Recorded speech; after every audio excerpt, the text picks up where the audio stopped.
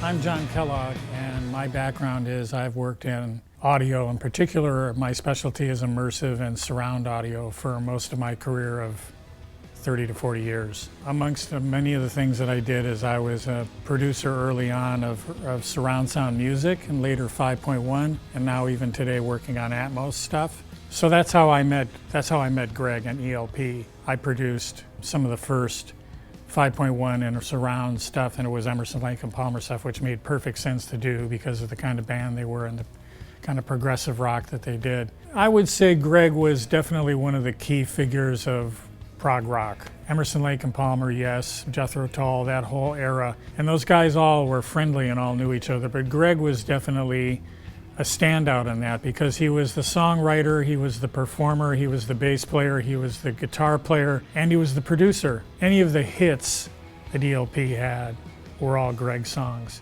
Even though he was the bass player in the band and known as a bass player, he was an exquisite guitar player. I mean, his acoustic guitar chops were fantastic. This guitar was given to me as a gift by Greg. We became very close personal friends. As the friendship developed over the years, I remember calling Greg one day and saying I was looking for a new guitar and said, do you have any suggestions? Because I knew that he kind of knew everything. And he said, well, let me think about that. And then, about a week or two later, and it was around the time of my birthday, I remember that, I went over to his house up in the canyon and we were sitting around and just talking guitars. And I said, hey, did you ever come up with any ideas for guitar?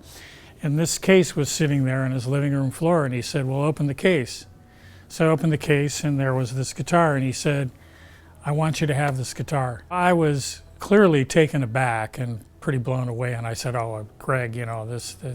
He said, no, it's a one of a kind, and I just really want you to have this guitar. And I've held it and and enjoyed it for 20 plus years, 25 years.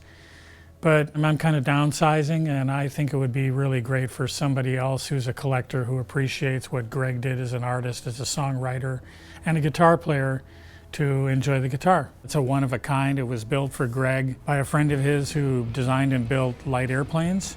It's very light. The pickups, I'm not entirely sure what they are. They might be custom made and custom wound. They sound great, and you can see that in some of the videos.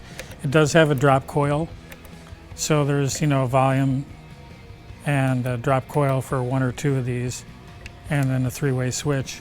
I mean, it's a really beautiful guitar. It's in perfect shape except for you can see where it's probably Greg's belt buckle made contact with it at some point. This is an actual Emerson, Lake and Palmer touring road case. It's one of the electrics, it's written on there. Greg took a lot of guitars on the road with him, and this was one of them that he often took. Greg played it live at the Albert Hall concert. I think it was around 1992. And Greg opens the show playing this guitar. And they do a little medley of Carnival 9 from Brain Salad Surgery, and he's playing this guitar. For somebody who's a collector who appreciates what Greg did and who Greg was, I think they'll really cherish this like I did.